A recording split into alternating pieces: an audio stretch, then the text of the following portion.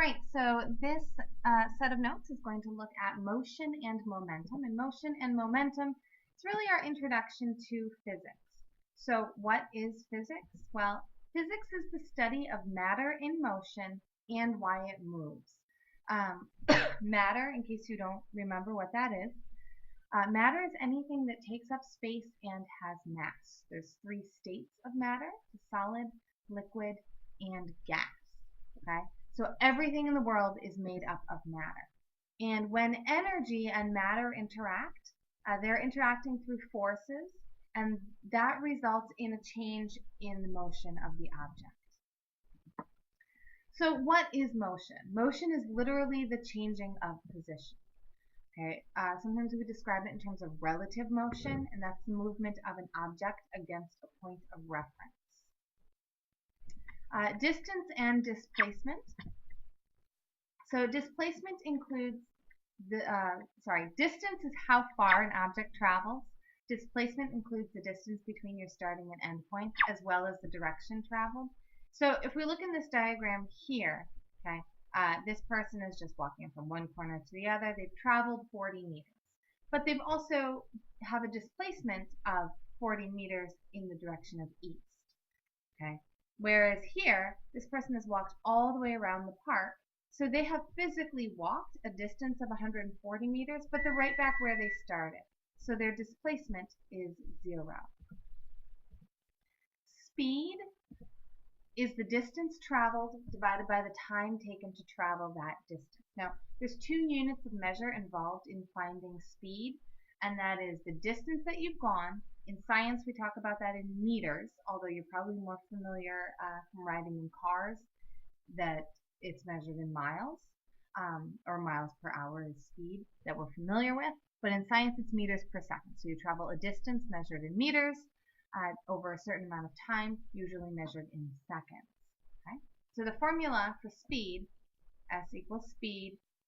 Okay, so speed equals distance divided by time. Velocity is calculated the same as speed, but it also includes the direction of the object's motion. Okay, so you calculate velocity the same way you calculate speed, but you include the direction of travel. Graphs are really useful when we're talking about speed. So if we look at this graph here, there's two lines on it.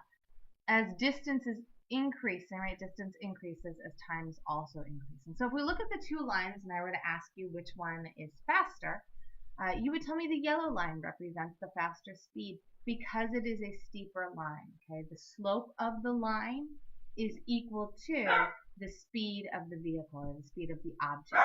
Okay? So here, a distance of 30 meters, it took the car 10 seconds to travel 30 meters, so that's a speed of 3 meters per second.